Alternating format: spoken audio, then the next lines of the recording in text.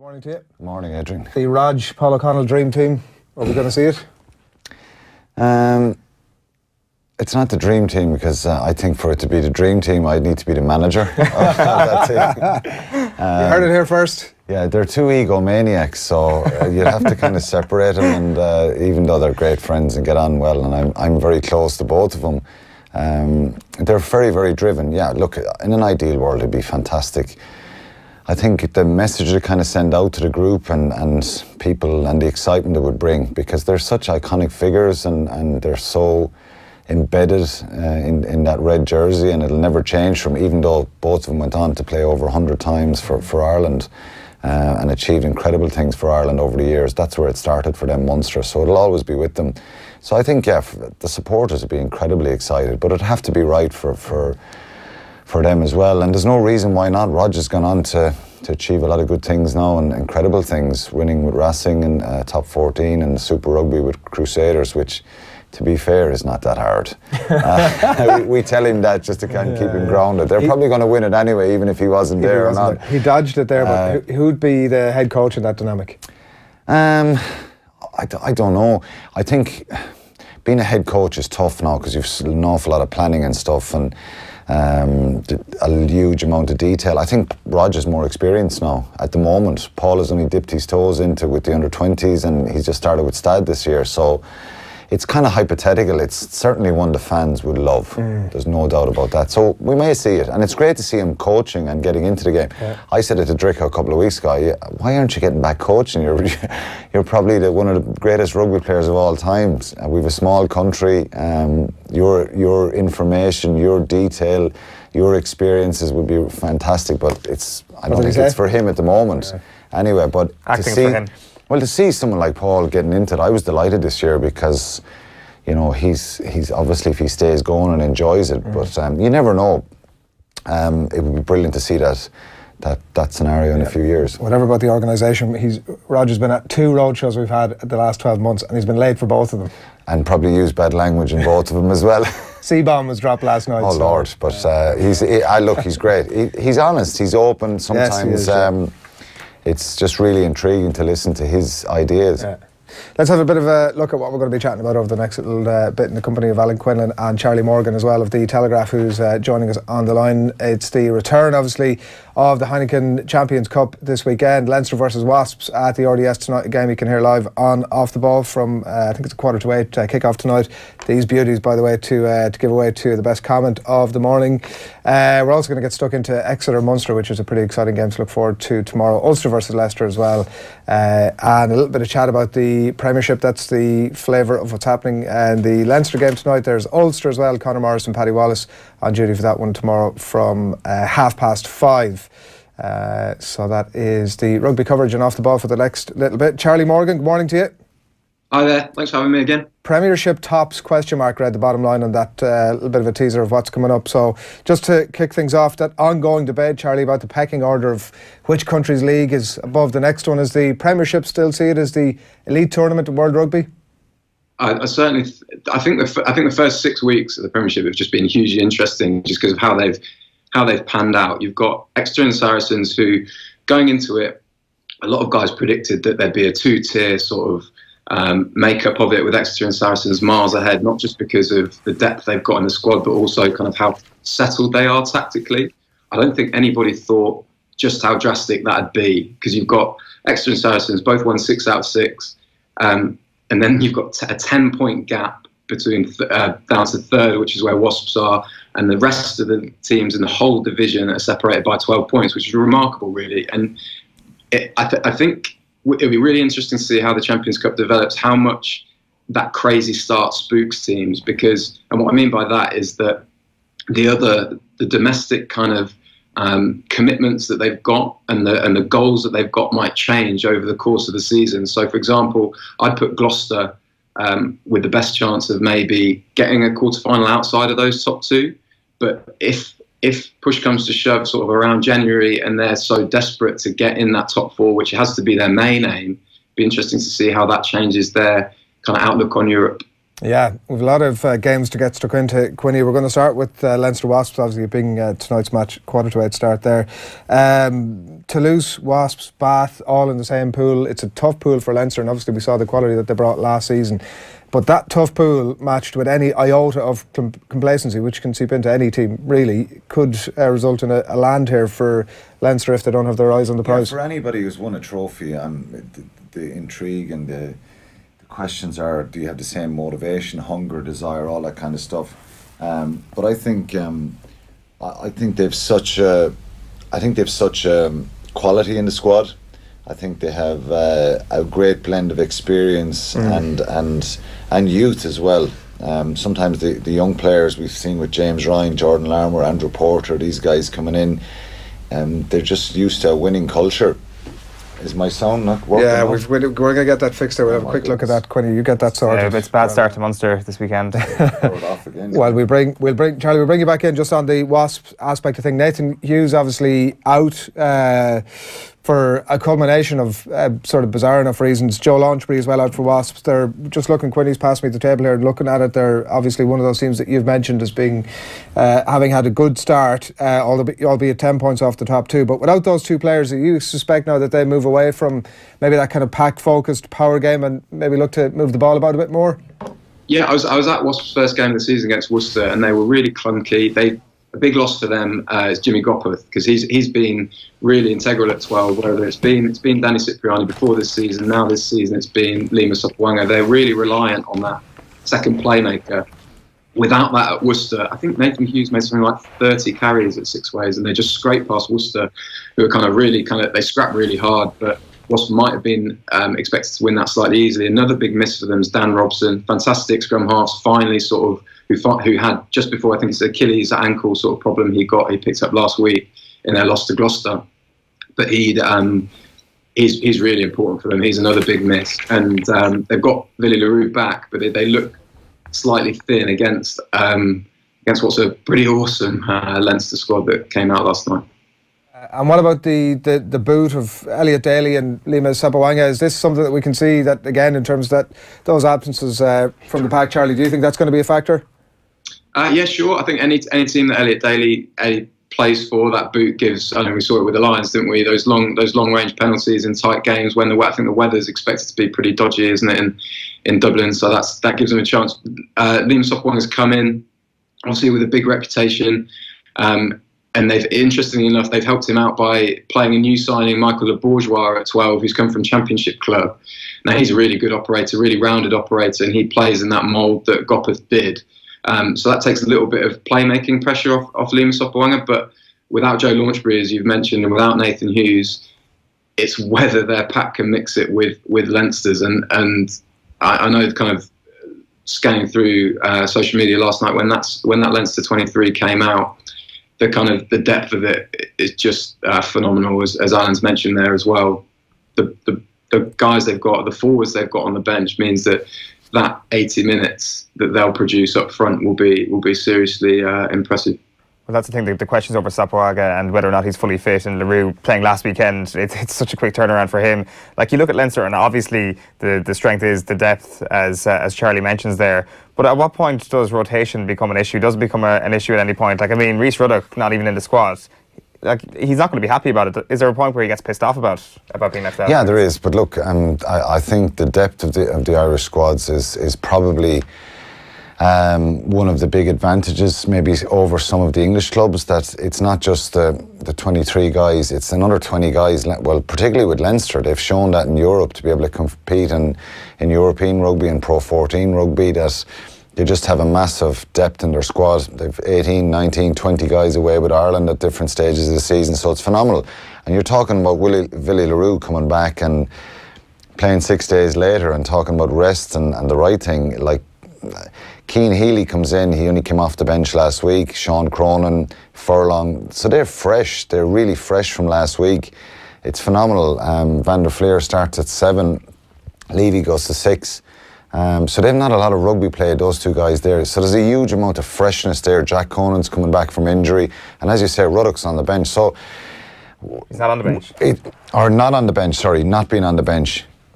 maybe as a former Munster man, I'm envious of Leinster, what they're doing, what they're achieving, the amount of depth they have. They signed one overseas player this year, and Joe Tumani. You know, usually we hear in the Premiership soccer, why didn't Tottenham go out and sign a load of players?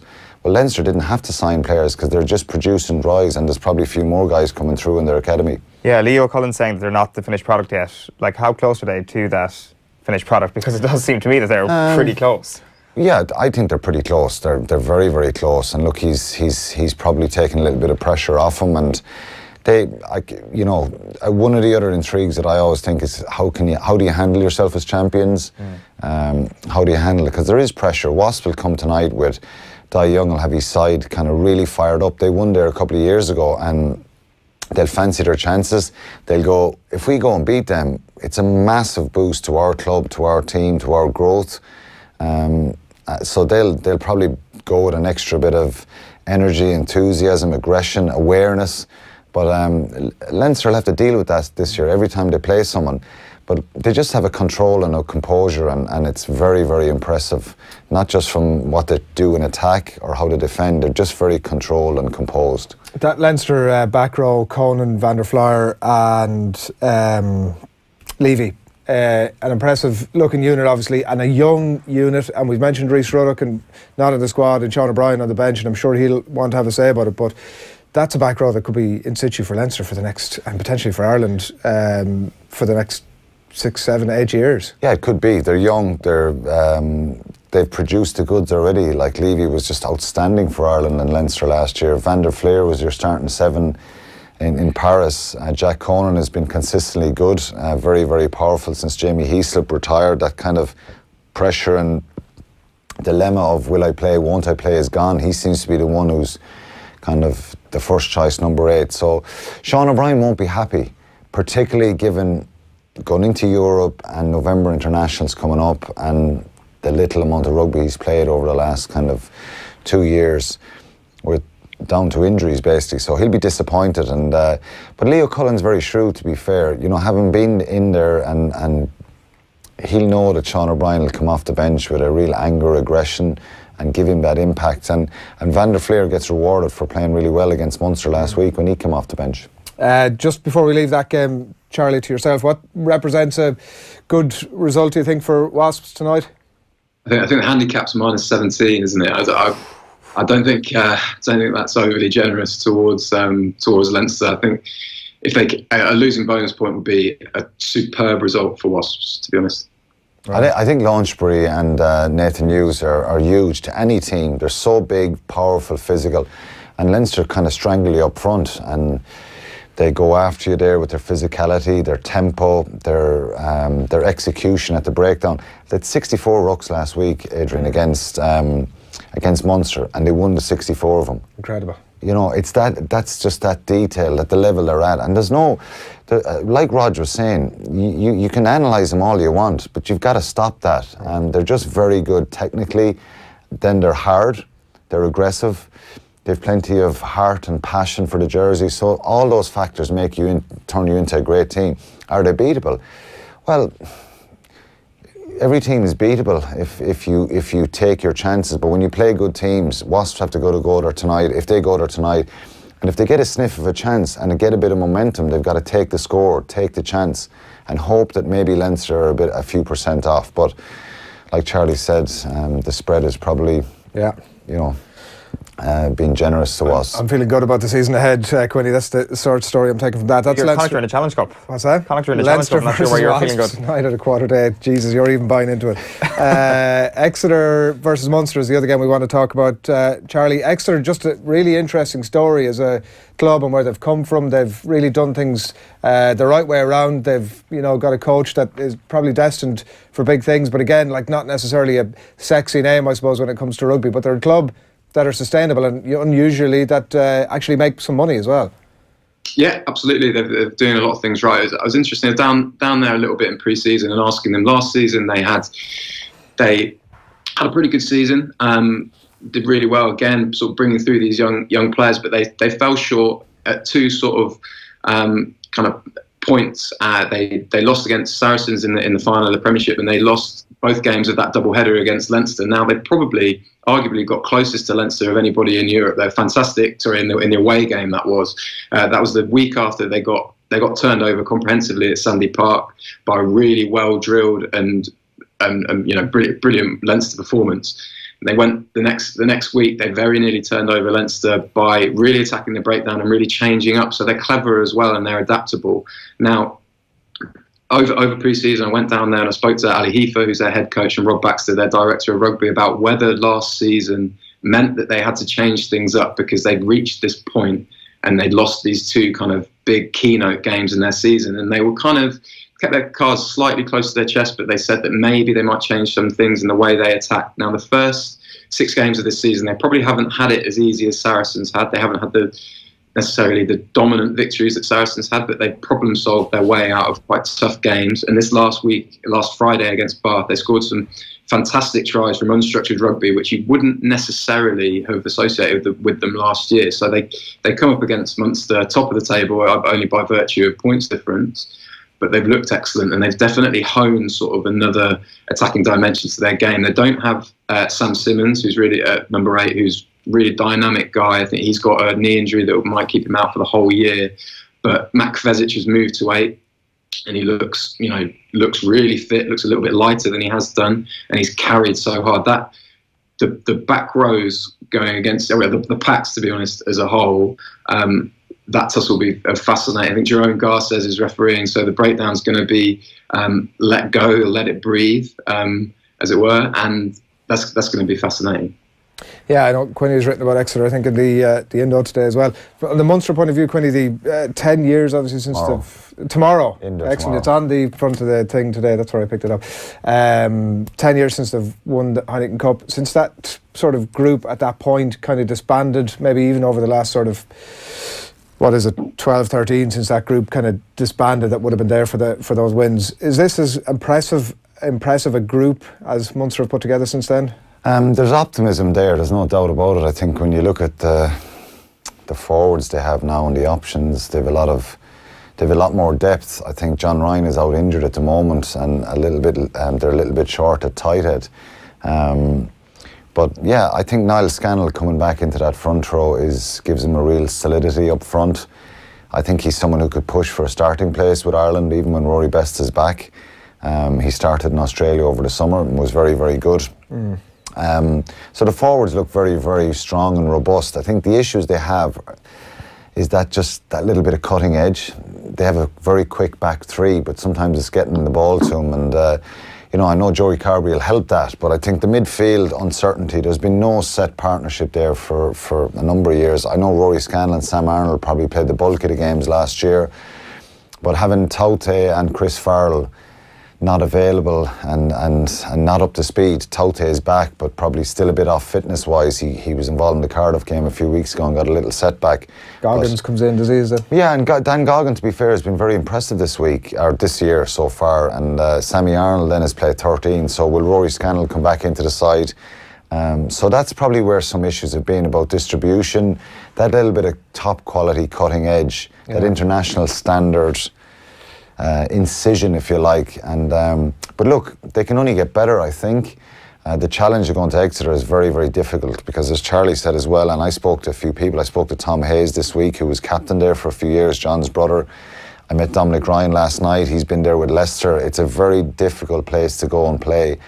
Some similarities to maybe playing Munster in Thomond Park, that they raise their game. They feel this is our home, this is our patch. We have a real good connection with our fans. And there's a lot of guys playing for Exeter who were released by other clubs over the years, and I think Rob Baxter has done an incredible job. Someone like Phil Dolman he played a handful of games for the Dragons probably 10 years ago. He moves to Exeter. He's been phenomenal. He's played in every position in their back line. He's a testimonial year, and he's consistently performing really well for him. So I think what he's done is fantastic, but it's a very difficult challenge. There's optimism there for Munster. Conor Murray this week is incredible news. When you've probably the best scrum half in the world, or very close to the top, if not the best, saying I'm going to stay with this club for the next 3 years. Well, that's good. You can start building, continue that building process around someone like him. Yeah, Rob Baxter's obviously being kind of mentioned in the ilk of potentially being Eddie Jones' successor. I'm not sure if you've been hearing anything from the RFU, Charlie, in terms of any real interest in Baxter. It seems that there wouldn't be the same relationship between obviously the clubs and the RFU as there would be between the provinces and the IRFU in terms of that succession plan, in terms of taking coaches under their wing. But perhaps the RFU should look at something like that, because it seems like he's a top-class international coach in weight. You know, every time you go down to Sandy Park and speak to Rob and really listen to him, that the prospect of him becoming England head coach, the next England head coach, becomes more and more attractive, because the way he thinks about things, how measured he is in every kind of situation he takes on, every post-match interview, that sort of thing. He is really, really, really impressive. Now, the recent kind of contract extension that Eddie Jones signed was for 2 years after 2019. Obviously, that's performance-based in the way England are going at the minute. Yeah, well, that seems to be up in the air slightly, maybe, but he's got those 2 years written in, whereby he's going to kind of theoretically take someone under his wing and develop him into his successor. I think all of it's up in the air at the minute, to be honest, because of England's performances, and this autumn is going to be really interesting and pivotal, to be honest, as to how they approach 2019, because they need to win three of the games, probably, at least. Now. But certainly, Rob, the more you speak to him and the more you see Exeter develop, and actually how Exeter develop as well, because they're branching out too. You mentioned his recruitment. He's just so savvy. He seems to pick up all the time guys who really want to prove a point. You mentioned Phil Dolman. Alex Cuthbert's come over this year. He was their only player that came in. So the rest of the squad's settled, and you bring in someone like Alex Cuthbert, ex-Lion, but somebody who has looked so hungry. I mean, he's making dents. He's defending really well. He's winning breakdown turnovers, which is crazy. And it just goes to show how good a manager Rob Baxter is. Matty Williams was saying on the show during the week, Quinny, that a losing bonus point is a good result for Munster here. Do you go with that? Yeah, it is. Yeah, I've been there before, where you go away from home, going to France, going to the strong English teams, the away games, and you get a losing bonus point. At least it's something to build on. You can kind of hang your hat and say, well, look, we've taken a point. We're disappointed maybe to lose. Now, Munster won't be thinking that way, but you have to be realistic that if you're going to a place where it's going to be very difficult to win, well, then you've got to set your stall out and say minimum is a losing bonus point. It's not always easy to get that. Munster have to play really well tomorrow to get anything out of that game. I think if they start well, physically, Exeter are very strong. They're very compact. Their back rows, as Charlie was mentioning there, is very, very powerful. Don Armand, Kvesic, and Dave Ewers.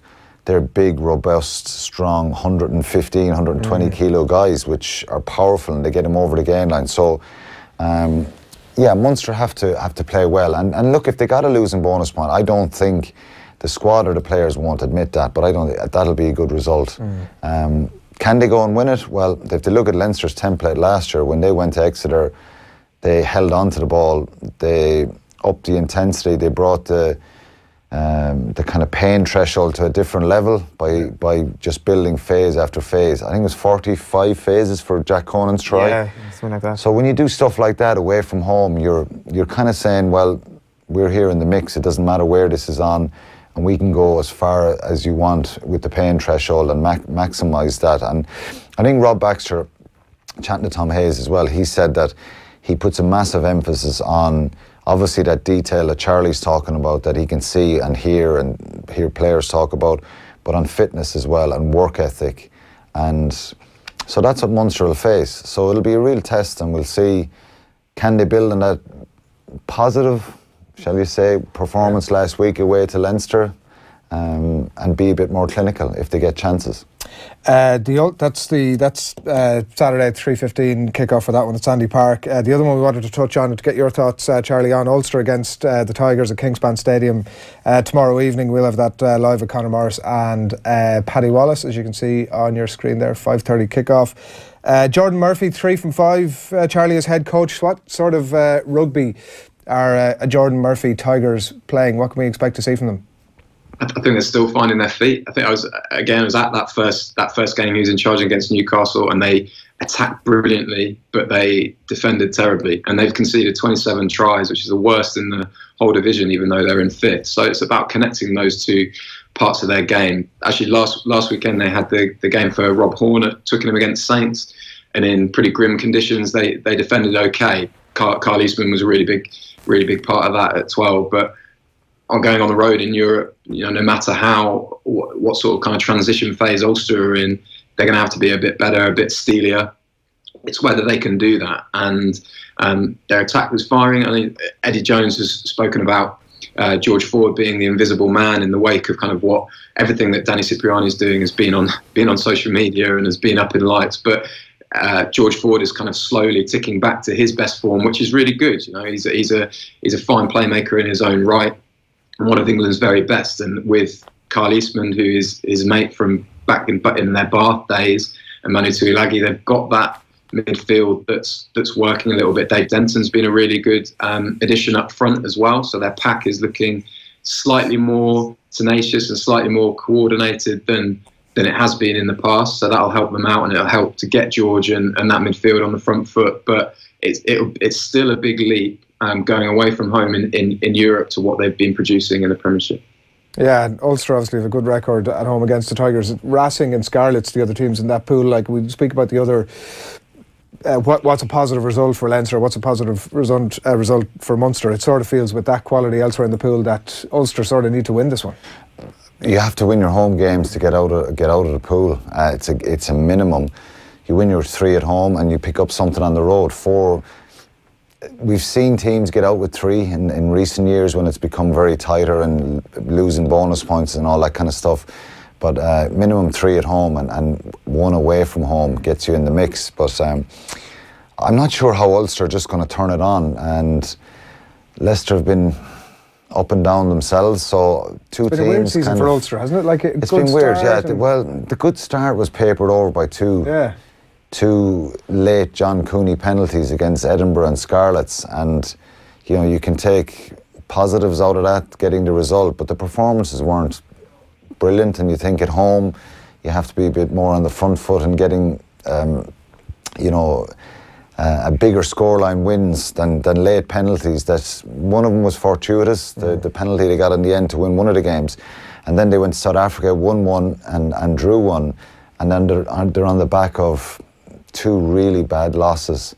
They were hammered in Thomond Park. It was a second string team largely. There was probably 5 or 6, 7 starters, but a lot of changes there. And then Ulster beat them for the first time in 58 years. Or Connacht beat Ulster last week. So it's just hard to know where they're at. Now, to be fair, they've had a lot of injuries and they've a lot of guys out, and hopefully some of them will be back tomorrow. But I think there's massive pressure on them to do well and get out of the pool in Europe. They haven't been there for a number of years, and this transitional phase, it's grand to say that, but they've an ability to win your home games as a minimum for Ulster, and we'll see. It'll be interesting, that one tomorrow. Yeah, all right. We're going to wrap up the Heineken Cup chat there. Charlie Morgan, thanks a lot for taking our call this morning.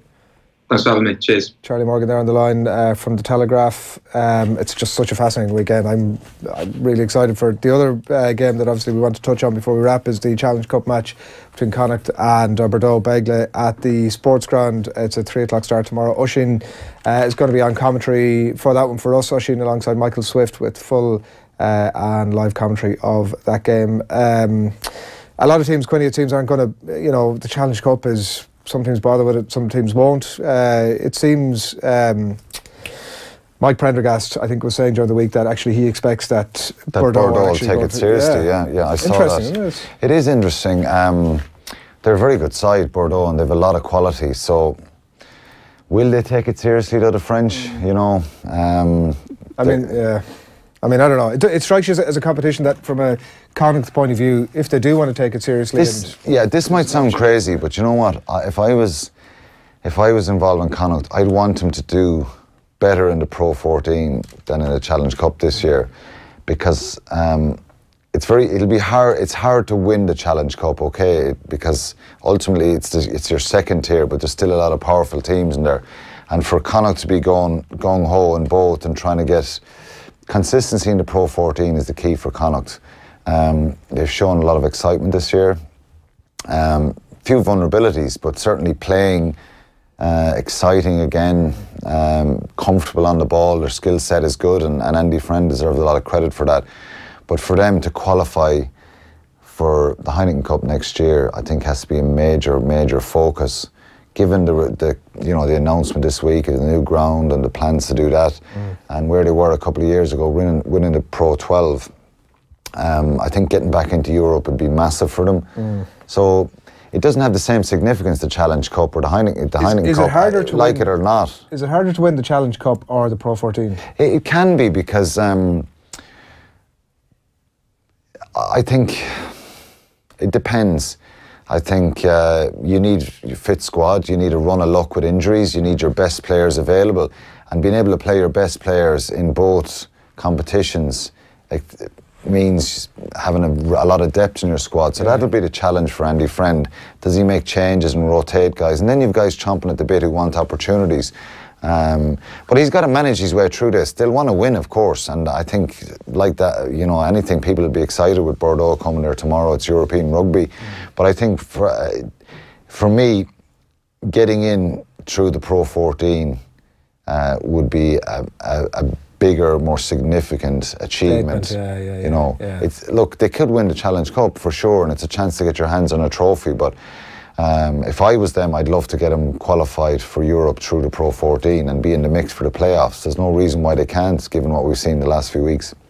There's plenty of excuses coming in from the English ahead of this weekend in the Champions Cup. Just to quickly touch on the Moan slot in the Times, there's a collection of them. He does say, however, that Leinster could win a Six Nations, let alone a Champions Cup. But Dai Young, he quotes as saying, "Can we rotate the squad as much as their opponents Leinster this weekend? No, we can't. It's a simple fact." Jordan Murphy, talking about Ulster, says the Pro 14 generally tend to get a rest a couple of weeks out and get bodies fresh. And Rory Best has been able to train and rest and really target the Champions Cup. While Rob Baxter says Munster have been preparing for this game for 3 weeks, so you can basically copy and paste that to the aftermath when all three sides lose this weekend. Eddie O'Sullivan, though, going two-footed into the English sides in the Times as well this morning. So despite the grandiose view that they have of themselves, England's Premiership teams have, Saracens aside, been European failures over the past decade. And he goes on to say what we've seen and heard over the last 11 years has been typical bully boy tactics. As soon as they stopped getting their own way, they looked for excuses. And as I said, there are the three big excuses that you're going to hear this weekend. They're the excuses, but I think a team like Exeter are a team